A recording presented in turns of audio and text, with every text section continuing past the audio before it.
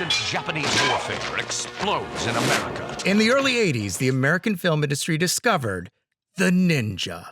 Enter the ninja. Revenge of the Ninja.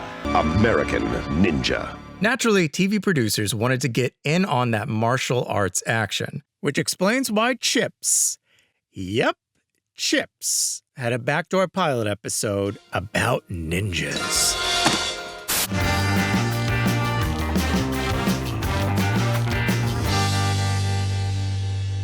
CHiPs was a motorcycle cop show that ran from 1977 to 1983, and it made a star out of Eric Estrada, who played Officer Frank Poncherello. And Ponch is out to have some fun. There's lots to do with CHiPs. But after 4 seasons of chasing bad guys down the traffic-free roads of Los Angeles, CHiPs was running out of gas. Eric Estrada left the show for several episodes during season 5 while his contract was being negotiated. When Ponch returned, the producers were ready to set up their own exit strategy with 2 backdoor pilots. In December of '81, viewers were introduced to Ocean City motorcycle officers Melanie Mitchell and Paula Woods for an episode called Mitchell and Woods. But Mitchell and Woods were no Cagney and Lacey, and the backdoor pilot failed to go to series. Are you all right?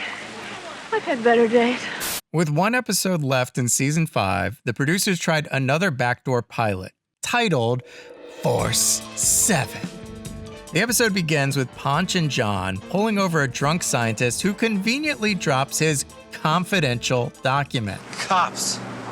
I don't need cops. The episode doesn't need Ponch and John either. Ponch takes one look at the document and says, "Someone else can handle this." Maybe we ought to put him in the chain and let somebody who knows the case decide if this guy's righteous. In typical backdoor pilot fashion, the lead characters step aside for a group of brand new characters.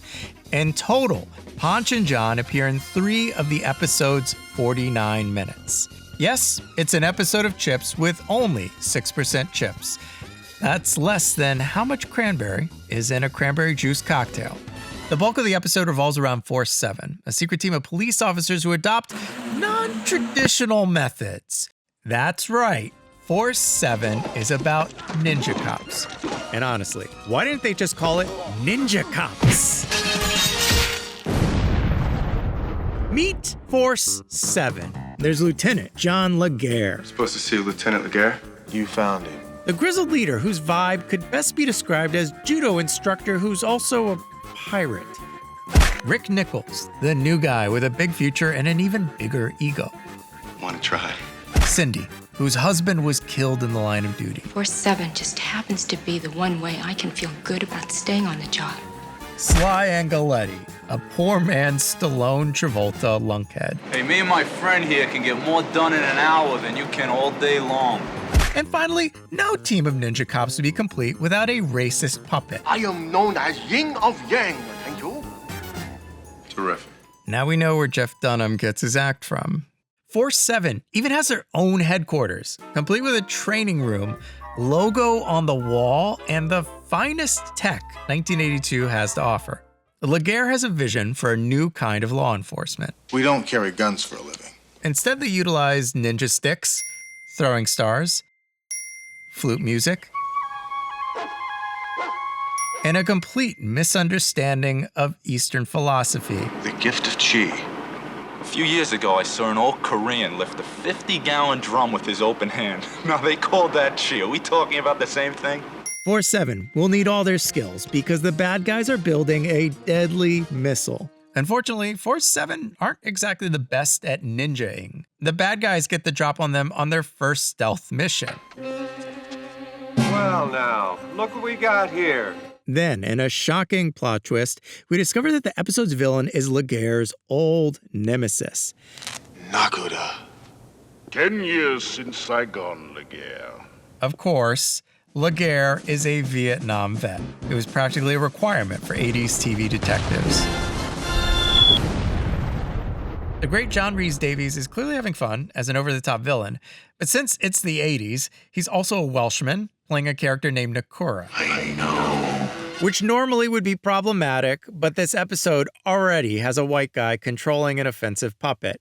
We're way off the problematic charts here. Welcome to 4-7. Nakura somehow has the mystical power to freeze Rick and Laguerre and instructs his henchmen to finish them. Bring me his other eye. The ninja cops make a dramatic escape, so Nakura responds by murdering his own henchmen. They failed. That is wish fulfillment for every evil mastermind. Why do I surround myself with fools? Now that he's killed off some of his employees, Nakura kicks the plan into action by holding the city hostage. If payment is not made, then the missile will be launched at 1 o'clock tomorrow afternoon. Meanwhile, Force 7 assembles to stop the evil plan. For a group of stealthy ninjas, Force 7 are pretty conspicuous. And you know they mean business because they're wearing ninja masks, which they take off constantly. The masks are a great way to show off your actor's dramatic eyebrows and bring in a stuntman for the really dangerous stuff. Cindy then distracts a guard dog with a flute and, magic dust? Did she just give that dog cocaine? Hey, get down. Then Laguerre uses his whip to perform the world's slowest swing kick.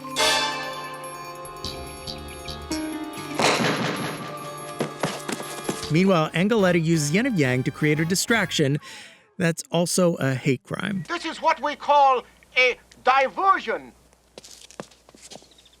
Why do the bad guys always wear jeans with windbreakers? Did Nakura rob an LL Bean?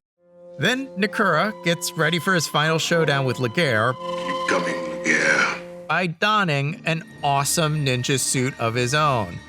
Force 7 springs into action by falling on the bad guys and spinning them around like the skilled martial artists they are. Nakura and Laguerre engage in battle, which also involves falling on some unlucky windbreaker dudes. In the end, Rick must disarm the missile with the gift of chi. Use your chi. Just concentrate.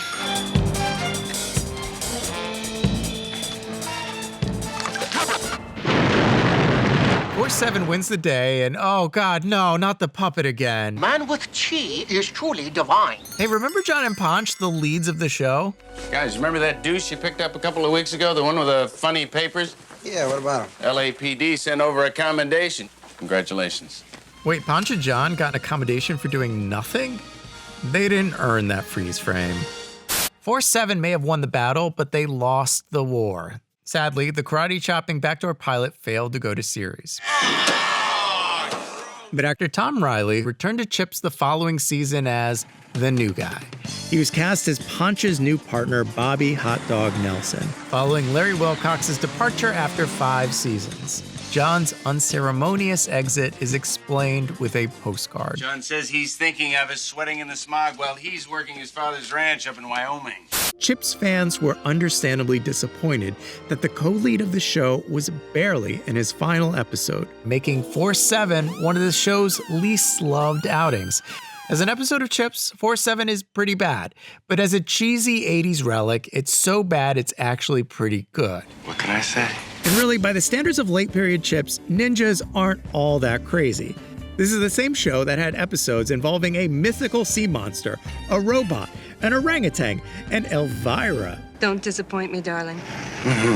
Thanks for watching. Be sure to subscribe to Atomic Abe for more videos about backdoor pilots, like the Facts of Life episode starring MacGyver? What's not to love?